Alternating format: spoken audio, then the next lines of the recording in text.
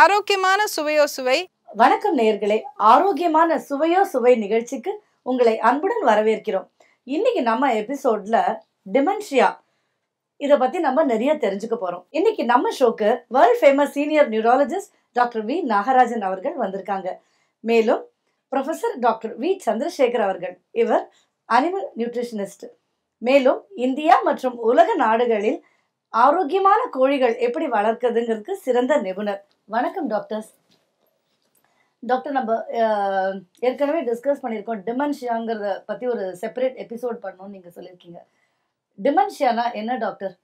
டிமென்ஷியாங்கிறது ஒரு மறதி நோய். இப்போ வந்து நம்ம ஒரு நல்லா பேசுகிறோம், ஒரு அப்ராப்ரியேட். இப்போ வந்து இன்னொரு ஒரு சீக்வன்ஸ் சொல்கிறேன் பார்த்தீங்களா. ஒருத்தர் வராரு, ஒருத்தர் வந்து உங்களை வந்து ஏதோ ஒரு வார்த்தையில் வெய்யறாருன்னு வச்சுக்கோங்க. நீங்கள் உங்கள் ரியாக்ஷன் என்ன? திருப்பி வெய்யத்தான் தோணும். உங்களை ஒருத்தர் புகழ்றாருனாக்கா நீங்கள் அதை அண்டர்ஸ்டாண்ட் பண்ணி நீங்கள் சிரிக்க தோணும். ஸோ இந்த மாதிரி காக்னிஷன் சொல்லுவாங்க. இதை வந்து காக்னிஷன் சொல்லுவாங்க, ஹை லெவலில் காக்னிஷன் சொல்லுவாங்க. புரிதல் தன்மை. இந்த புரிதல் தன்மை குறைய நான் வந்து எதுக்குமே ரியாக்ட் பண்ணாமல் இருக்கேன். என்ன சொல்கிறான்னு தெரியுது, காது நல்லா கேட்குது, மனசு நல்லா வாங்குது, ஆனால் என்னென்னு புரியாமல் இருக்குது. ஸோ காக்னிட்டிவ் டிக்ளைன்னு இதை வந்து ஆங்கிலத்தில் சொல்லுவோம்.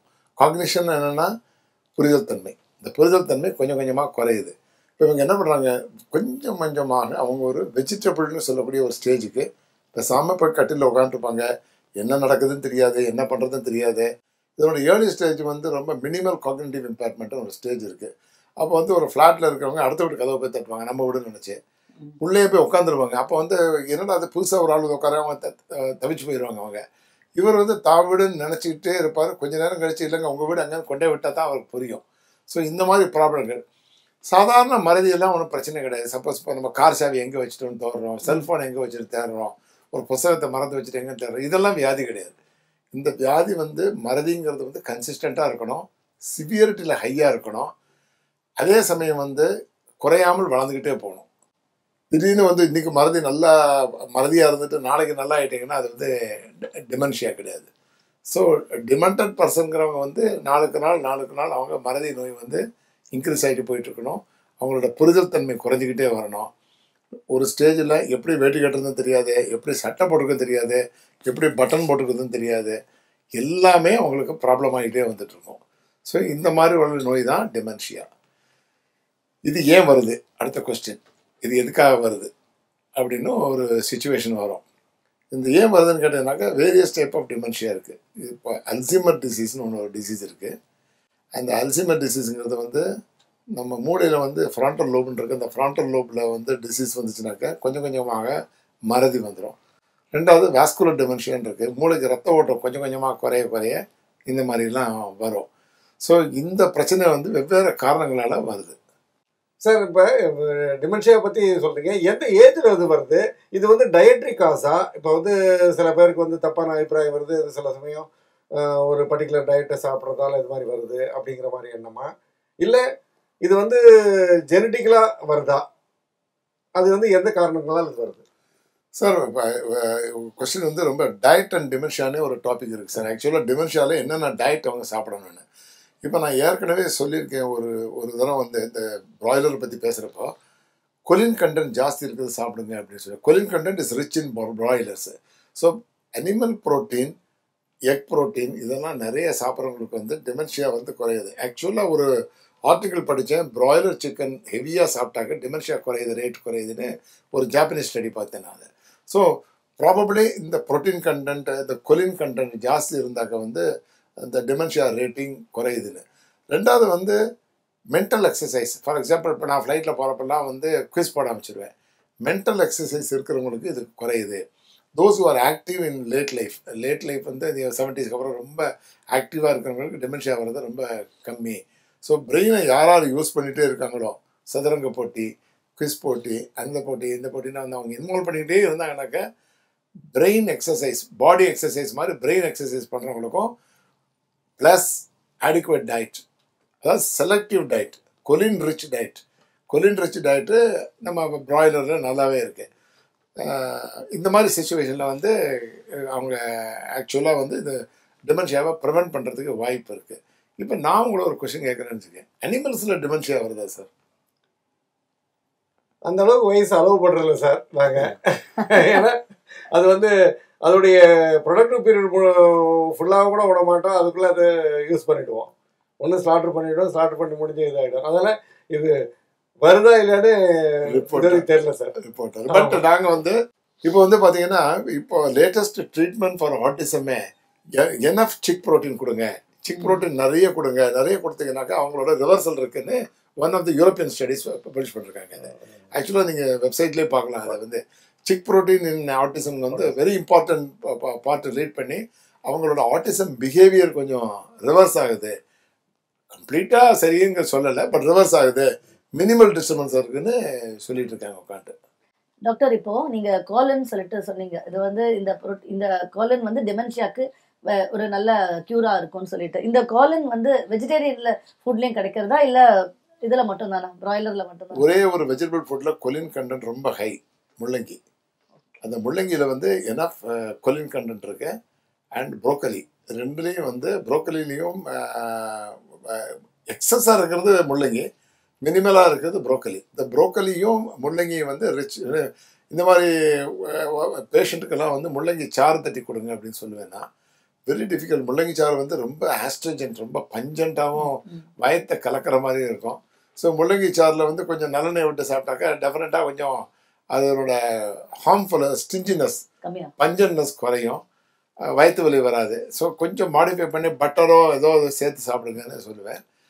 இன்ஃபேக்ட் முள்ளங்கி சாறு ஒரு டெலிகசி சொல்கிறேன் பார்த்தீங்கன்னா, முள்ளங்கி சாறு வித் பிராய்லர் எக்ஸலண்ட் காம்பினேஷன் சொல்லுவேன் நான். அந்த முள்ளங்கி சாறு சேர்த்து முள்ளங்கியோட அந்த பிராய்லரை சேர்த்துக்கினாக்கா ரொம்ப நல்லது. ரொம்ப முள்ளங்கி சாறுலேயே அதை ப்ராத் பண்ணலாம். பிராய்லரை ப்ராத் பண்ணி அந்த பீசஸை சாப்பிட்டாக்கா இட் பிகம்ஸ் எக்ஸலண்ட் ரெசிபி. ஆக்சுவலாக ஒரு அந்த நார்த் இந்தியன்ஸ் வீட்டில் கண்டுபிடிச்சவங்க சொன்னாங்க வந்து அந்த ஆட்டிசம் பிஹேவியருக்கு சார் இந்த மாதிரி அவங்க மூலின்னு சொல்லுவாங்க, அதை முள்ளி. அவங்க வந்து அந்த முள்ளங்கி சாறை எடுத்து அந்த பிராய்லரில் போட்டு அதை கம்ப்ளீட்டாக லோ ஹீட்டில் வச்சுருந்து சூப் மாதிரி சாப்பிட்டாங்க. ரொம்ப நல்லா இருக்குது சார், இப்போ அதை டெய்லி கொடுக்குறோம் எங்கள் குழந்தைக்கு, அதனோட ரிவர்சல் நிறைய வருதுன்னு சொன்னாங்க. அது ப்ராக்டிக்கல் எக்ஸ்பீரியன்ஸை நான் கெயின் பண்ணி எல்லாருக்குமே நான் அதை ப்ரிஸ்கிரிப்ஷன் கொடுக்க ஆரம்பிச்சிட்டேன். ஸோ முள்ளங்கி இஸ் ரொம்ப எக்ஸலண்ட். முள்ளங்கி அண்ட் ப்ரோக்கலி வந்து ரொம்ப எக்ஸலண்ட் கண்டென்ட். இப்போ மேடம் வந்து கேட்டது வந்து வெஜிடேரியன் கேட்குறாங்க, சிக்கன் வந்து சாப்பிட மாட்டாங்க. எக்கு வந்து ரிச் இன் கோலின் ஆச்சு, எக்கு இது பண்ணலாமா? எக்குல கோலின் கண்டென்ட் ஓரளவு இருக்குது. ஆமாம், கண்டிப்பாக ஃபோர்ட்டிஃபை பண்ணுறோம், அதிகமாக கொடுக்குறோம், 45 ஆகுது. நாட்டில் கோலின் கண்டென்ட் ஜாஸ்தி இருக்குது. அப்போ வந்து எக் யோல்கில் கோலின் கண்டென்ட் இருக்குது. யோல்கில் தான் நிறைய கோலின் கண்டென்ட் இருக்குது. ஸோ இந்த மாதிரி குழந்தைகளுக்கு வந்து அந்த யோல்கை கொடுக்கலாம், ஹோல் எக்கை கொடுக்கலாம் தாராளமாக. ரொம்ப that is the best prescription நான் சஜஸ்ட் பண்ணுறேன் அதை. ஸோ இந்த எக் வெஜிடேரியன் நாங்கள் சொல்கிறோம், அது வெஜிடேரியனோ அது நான் வெஜிடேரியனோ அது நல்லது பண்ணுது. அதுதான் முக்கியமான பாயிண்ட். அது டாக்டர், நிறையா நம்ம பிராய்லர் கோழியை பற்றியும் எக்கை பற்றியும் நிறைய டீட்டெயில்டாக நிறைய நேயர்களுக்கு நம்ம இன்ஃபர்மேஷன் நீங்கள் 2 பேரும் ஷேர் பண்ணிங்க போகிறோம். இப்போ என்னோட கொஸ்டின் என்னென்னா, குளோபலாகவும் இந்தியாலேயும் இந்த ப்ரொடக்ஷன் இதுலேயும் கன்சம்ஷன்லேயும் நம்ம எந்த இடத்துல இருக்கும்? ஏன்னா ரொம்ப சிக்கன் பற்றி பேசிட்டோம், முட்டையை பற்றி பேசிட்டோம், கரெக்டு தான் நீங்கள் சொல்கிறது. நம்மளுடைய நிலை தெரியணும். அப்போ பார்க்கும்போது உலக அளவில் இன்றைக்கு வந்து முட்டை உற்பத்தியில் 3வது இடத்துல இருக்கும், அண்டு பிராய்லர் உற்பத்தியில் 4வது இடத்துல இருக்கும். மேற்கொண்டு இப்போ பார்த்தீங்கன்னா தமிழகம் வந்து முட்டை உற்பத்தியில் 2வது இடத்துலையும் பிராய்லர் உற்பத்தியில் முதல் இடத்துலையும் இருக்குது இந்தியாவில் பொறுத்த வரைக்கும் தமிழகம் வந்து முதல் 2 அந்த அந்த அந்த இடத்துங்களில் தக்க வச்சுக்கிட்டு இருக்குது. அப்புறம் ஆனால் ஏற்றுமதி பார்த்தீங்கன்னா முட்டை ஏற்றுமதியும் பிராய்லர் ஏற்றுமதியும் தமிழ்நாடு தான் முதலிடம். இந்தியாவில் ஏற்றுமதி ஆகிற 95% முட்டை வந்து தமிழ்நாட்டில் இருந்தால் நாமக்கல் மாவட்டத்தில் தான் போயிட்டு இருக்குது. அதே மாதிரி பிராய்லர் பரவலாக பார்க்கும்போது 2வது இடம்னு சொல்லலாம், ஏற்றுமதியில் 2வது இடம்னு சொல்லலாம். ரொம்ப மகிழ்ச்சியான இன்ஃபர்மேஷன். அது ஒரு ஸ்டாட்டிஸ்டிக்கல். இது வந்து எது தீர்மானிக்குது சார்? குளோபல் லெவலில் நம்ம நாமக்கல் முட்டை, நம்ம தமிழ்நாடு முட்டையை வந்து ரொம்ப லைக் பண்ணி சாப்பிட்றாங்க அப்படின்னு. ஏன்னா ஏற்றுமதி இருந்தாக்கா வாண்டட் குவாலிட்டி ஜாஸ்தியாகுது இல்லையா? என்ன ஆஸ்பெக்டில் அவங்க லைக் பண்ணுறாங்க? நம்மளோட டெக்னாலஜி இம்ப்ரூவ்மெண்ட்டா, நம்மளோட குவாலிட்டியா, நம்மளோட what you call that aseptic கண்டிஷன்ஸில் நம்ம பண்ணுறோம், அதனால வந்து வியாதிகள் வராது, இங்கேருந்து வாங்கினா நமக்கு எந்த வியாதி வராதுங்கிற ஒரு கான்ஃபிடென்ஸா, என்ன வாட் டிட்டர்மின்ஸ், எது அவங்கள டிட்டர்மின் பண்ணுது? அந்த முதல்ல ஷெல் குவாலிட்டி சார். அவங்க 3 மாதம் அதை கொண்டு போவாங்க ஷிப்பில். அந்த இதில் அந்த ஷெல் குவாலிட்டி வந்து பெஸ்ட்டாக இருக்கணும் அவங்களுக்கு. அங்கே போய் இறங்கும்போது இடையில உடைஞ்சா கூட அந்த அந்த என்டையர் கண்டெய்னரு அந்த இது ஒரு பெரிய பாக்ஸில் 360 முட்டை அடைப்பாங்க. அது பூரா வேஸ்ட்டு. ஏன்னா ஒன்று உடைஞ்சாலும் எல்லாம் பரவி அது அங்கே போய் எடுக்கும்போது ஸ்மெல் வந்துடும். மொத்தமாக தூக்கி போட்டுருவாங்க. அப்போ வந்து நீங்கள் ஒரு முட்டை கூட உடையக்கூடாதுங்கிற கண்டிஷனில் தான் அவங்க எடுத்து வாங்கிட்டு போவாங்க. அப்படி இருக்கும்போது ஷெல் குவாலிட்டி தான் முக்கியமாக பார்க்குறாங்க. நாமக்கல்லில் வந்து இந்தியாவிலே வந்து பெஸ்ட் ஷெல் குவாலிட்டி நாமக்கல்லில் வரும். அதை வந்து அந்த மாதிரி பேக் பண்ணுறதே இருக்கும்.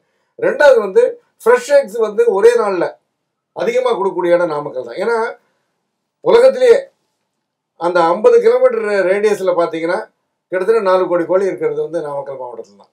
இன்றைக்கி வந்து ஒரு எக்ஸ்போர்ட்டர் ஆர்டர் கொடுக்குறாரு. வந்து பார்க்கும்போது ஒரு கண்டெய்னரில் ஏற்றுறோம். ஒரு கண்டெய்னரில் ஏற்றும் போது ஒரு 4 லட்சம் முட்டை 5 லட்சம் முட்டை ஒரே நாளில் வந்து எடுத்துகிட்டு வரணும்னா நாமக்கல்லில் மட்டும்தான் முடியும். ஏன்னா இப்போ ஆந்திராவில் வந்து நம்பர் 1 முட்டை உற்பத்தியாளர் 9 மாவட்டங்களில் இருக்குது. ஒரே நாளில் வந்து அன்னைக்கு இட்ட முட்டையை வந்து ஒரு 5 லட்சம் முட்டை எடுக்கிறேன்னா அங்கே முடியாது. நாமக்கல்லில் வந்து 1 மணி நேரத்தில் போய் எடுத்துகிட்டு வந்துடுவாங்க. ஏன்னா வந்து 50 கிலோமீட்டர் ரேடியஸ்லேயே வந்து அந்த 4 கோடி கோழி இருக்கிறதால அன்னைக்கு வந்து 5 லட்சம் முட்டை வேணும்னா ஒரு ஆர்டர் வந்துச்சுன்னா 5 லட்சம் முட்டை 1 மணி நேரத்தில் வந்துடும். அவைலபிலிட்டி வந்து உடனே கோல்ட் ஸ்டோரேஜில் போட்டுருவாங்க. அது அங்கே முடியாது. ஏன்னா ஃப்ரெஷ் எடுத்து கோல்ட் ஸ்டோரேஜ் போட்டால் தான் அதுக்கப்புறம் அது 3 மாதம் போகணும், ஷிப்பில் போகும். அது ஷெல் குவாலிட்டியும் ஃப்ரெஷ் எக் தான் நல்லாயிருக்கும். அதனால தான் நாமக்கல் முட்டை வந்து ப்ரிஃபர் பண்ணுவாங்க உலகத்தில். அது இப்போ நான் ஜப்பான் போயிருந்தப்போ முட்டை வந்து இளஞ்சிவப்பாக இருக்குது, சில முட்டை வந்து ஒயிட்டாக இருக்குது, சிலது ஹாஃப் ஒயிட்டாக இருக்குது. ஏன் இந்த குவாலிட்டி சேஞ்ச் ஆகுது? பிக்மெண்ட்ரி சேஞ்சஸா? இங்கே வந்து நம்ம வந்து ஒயிட் லகான் உபயோகப்படுத்தணும் சார். ஒயிட் லகான் வந்து வெள்ளையாக தான் இருக்கும். அவங்களாம் வந்து இந்த ரோட் ஐலண்ட் ரெட்டுன்னு ஒன்று ப்ரௌன் வந்து அதுலேருந்து வந்தது. அது ப்ரௌன் எக்ஸ் தான் கொடுக்கும். அந்த ப்ரௌன் எக்ஸ்லேயே பிக்மெண்டேஷன் மாறிக்கிட்டே தான் இருக்கும். அது வெவ்வேறு காரணங்கள் இருக்குது. பிக்மெண்டேஷன் ஏன் மாறுதுங்கிறதுக்கு வந்து நல்ல டார்க் ப்ரௌனாக வரும், லைட் ப்ரௌன், நீங்கள் சொல்கிறது லைட் ப்ரௌனாக இருக்கும், ஒரு டின்டெடலாக இருக்கும். இது வந்து வெவ்வேறு காரணங்களாக அந்த பிக்மெண்ட்ஸ் மாறும். ஆனால் நம்ம கிட்ட இருக்க கோழிப்புற ஒயிட் லகான்னு எல்லாமே வெள்ளையாக தான் இருக்கும், எந்த வித மாற்றம் இருக்காது. இது வந்து உலகத்தில் வெகுவாரியான நம்ம நாட்டில் பார்த்தீங்கன்னா எல்லாம் ப்ரௌன் எக்ஸ் தான். ஒரு சில நாடுகள் தான். இப்போ ஏசியாவில் எடுத்துக்கிட்டிங்கன்னா இந்தியாவில், பாகிஸ்தானில், பாதி பங்களாதேஷில் ஒயிட் எக்ஸு, யூஎஸ்ஏல ஒயிட் எக்ஸு, யூரோப்பில் எடுத்துக்கிட்டிங்கன்னா எல்லாமே brown x, Russia, China, Japan எல்லாம் இந்த பக்கம் போனீங்க ஈஸ்ட் ஏஷியா பூரா ப்ரௌன் எக்ஸு. ஸோ அதனால் வந்து அந்தந்த நாட்டில் எது அவங்க மக்கள் ப்ரிஃபர் பண்ணுறாங்களோ அந்த மாதிரி போகுதுங்க sir. But I heard that nutritive வேல்யூல வந்து எல்லாமே ஈக்குவலாக தான் இருக்கு. அது வந்து எந்த விதமான மாற்றம் இல்லை சார், எல்லாம் ஒன்று தான். டேஸ்ட் டிஃபர் ஆகுதாங்கன்னு அந்த ஈட்டர்ஸ் தான் சாப்பிடணும். இல்லை, ஒரே மாதிரி டேஸ்ட் டிஃபரன்ஸ். அவங்களுக்கு வந்து அந்த ப்ரௌன் கலரை பார்த்தோன்னே ஒரு ஷெட்டில் அது ஷெல் உடச்சி தூக்கி போட போகிறாங்க. அதுலேயே அவ்வளோ பிரியன்னு தெரியல. நம்ம கடையில் பேக்கேஜ் பண்ணி ஷர்ட்டை கொடுக்குற மாதிரி தூக்கி தான் இதே போகிறோம். இருந்தாலும் அழகான ஒரு பேக்கிங் இருந்தால் லைக் பண்ணுறோம். பேக்கிங் தான் முக்கியம். எக்ஸாக்ட்லி. ரொம்ப அழகாகவும் அற்புதமாகவும் டிமென்ஷியா குறைபாடை எப்படி நிவர்த்தி செய்யலாம்னு ரொம்ப அழகாக ஷேர் பண்ணீங்க டாக்டர். நீங்களும் அந்த ஸ்டாட்டிஸ்டிக்ஸ் வேர்ல்டு லெவலில் நம்ம எப்படி இருக்கோங்கிறதையும் ரொம்ப அழகாக நேர்களோட நம்ம ஷேர் பண்ணிக்கிட்டோம். டாக்டர், இன்றைக்கி உங்களோட டிப் ஆஃப் த டே நேர்கள் வெயிட் பண்ணிகிட்ருக்காங்க. ரொம்ப ஷார்ட்டான டிப் அது இருந்தாலும் கூட, சப்போஸ் இப்போ ஒரு திடீர்னு உங்களுக்கு கோல்டு வர மாதிரி ஒரு சிம்டம் இருக்குதுன்னு வச்சுங்க, அது மழையில் நனைஞ்சிட்டிங்கன்னு வச்சுங்க, நிச்சயமாக கோல்டு பிடிக்குங்கிற ஒரு இம்பார்ட்டண்ட் இஷ்யூவில் தான் நீங்கள் வீட்டுக்கு போவீங்க. அந்த டயத்தில் ஒரு ஹாட் ஷவர் எடுங்க. பிகாஸ் நம்ம கோல்டு நனைஞ்சோன்னா நம்மளோட பாடி டெம்பரேச்சர் கூல் ஆகிடுது. Body temperature is reduce. இப்போ ஒரு நீங்கள் பார்த்துருப்பீங்க பீடியாட்ரிக் சைட்லாம் குழந்தை டெம்பரேச்சர் இருந்தால் நம்ம ஸ்வாம் பாத் கொடுத்து கம்ப்ளீட்டாக பாடி பாத் கொடுத்து அதை குறைப்பாங்க இல்லையா? அந்த மாதிரி நீங்கள் குளிர் மழையில் நனைஞ்ச உடனே உங்கள் டெம்பரேச்சர் குறைஞ்சிரும். உங்கள் டெம்பரேச்சர் குறைஞ்ச உடனே பாடியில் இருக்கிற ஒயிட் செல் கவுண்ட் குறைய ஆரம்பிச்சிடும். ஒயிட் செல் கவுண்ட் குறைஞ்ச உடனே எல்லா கிருமிகளும், என்வாயன்மெண்ட் கிருமிகள்லாம் வந்து உங்களை தாக்க வரும். அப்போ இம்யூனிட்டி இல்லாமல் போயிடுது, உங்களுக்கு கோல்டு வருது. ஸோ இதை அவாய்ட் பண்ணுறதுக்கு உடனே வீட்டுக்கு வந்து ஒரு ஹாட் ஷவர் எடுத்துங்க. டெம்பரேச்சர் ரைஸ் ஆகிடும், உங்கள் இம்யூனிட்டியும் ரைஸ் ஆகிடும்.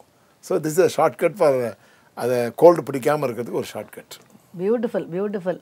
என்ன நேர்களே, ரொம்ப அற்புதமான ஒரு நிகழ்ச்சி இல்லையா? ரொம்ப என்ஜாய் பண்ணியிருப்பீங்க. ரொம்ப இன்ஃபர்மேட்டிவாகவும் இருந்திருக்கு. மீண்டும் சந்திப்போம். நன்றி, வணக்கம்.